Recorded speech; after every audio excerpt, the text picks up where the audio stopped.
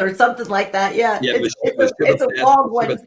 Yeah, Meshibafeth, something like. Yeah. Anyway, Meshibafeth was crippled. He couldn't walk. He had bad feet. He couldn't walk. And so he was probably enormously overweight. He's trapped in a chair, on and on and on. And Avner, after waging war, and this is a huge war of attrition going on between the Northern Kingdom and the Southern Kingdom. I mean, you're talking hundreds of thousands of men dying on both sides. It was a huge war of attrition. First Chronicles details this. First and Second Kings do not. And so when you receive this huge war of attrition, Avner at one point says, well, look, I'm taking the concubine of Shaul as my concubine. And when he does, Mephibosheth, or whatever his name is, he comes to Avner and he says, who do you think you are taking my father's concubine? And Avner says, who do I think I am?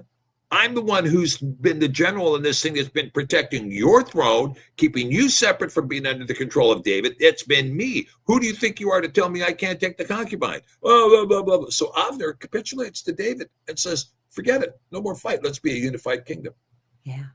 And so they do. And when they become a unified kingdom, they're unified as Yasharel under David.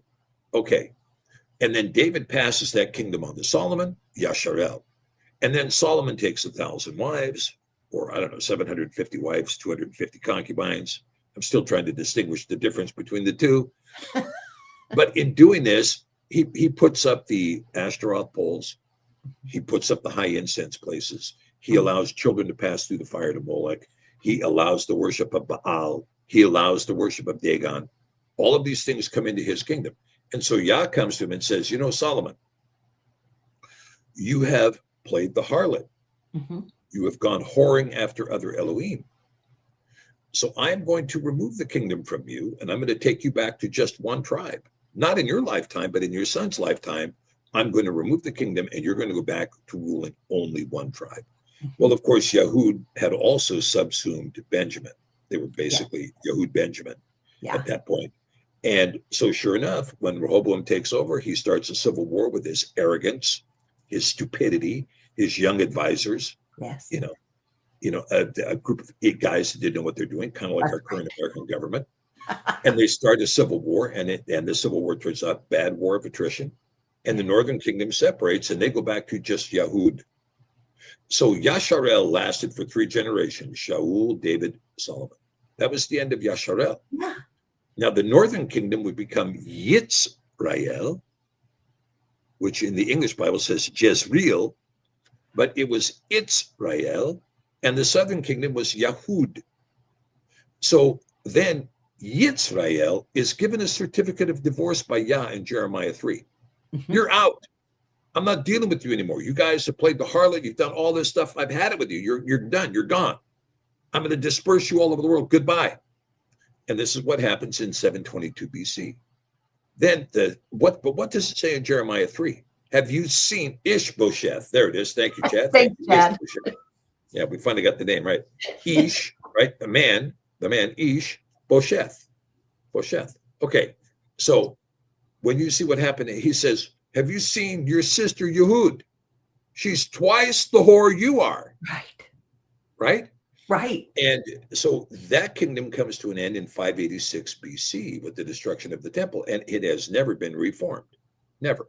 Yeah. They may have built the temple, but they have never reformed Yahud.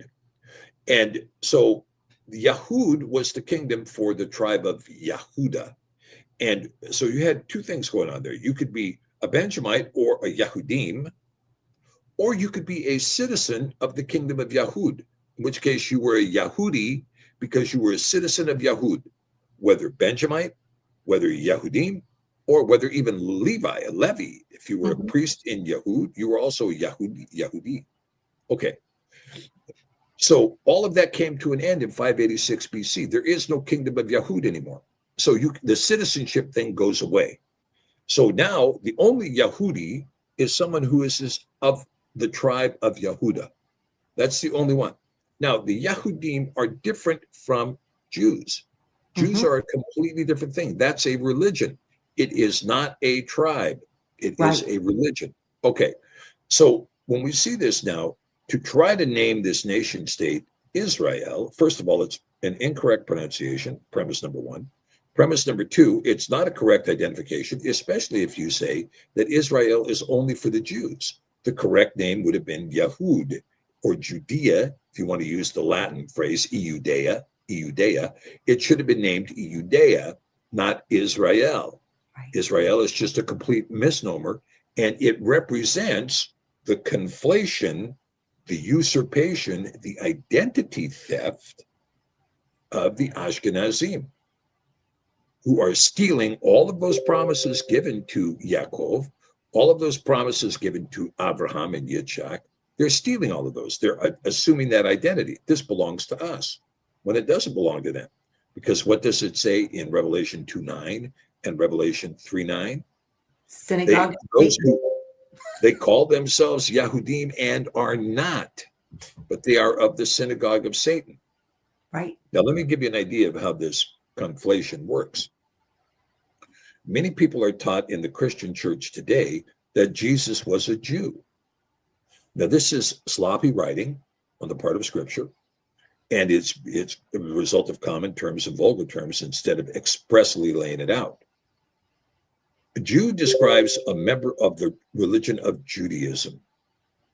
It does not describe a descendant of the tribe of Yehuda. A descendant of the tribe of Yehuda is a Yahudim, or Yahudi, or as the Greek put it, Iudean. But a Jew is someone who is practicing in the religion. Now, Jesus is simply not Jewish. Yahusha is not Jewish.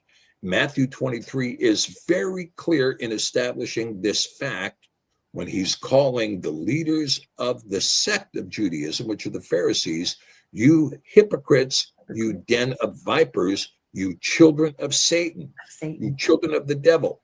Yep. It's very clear. He is not of the religion of Judaism, never was.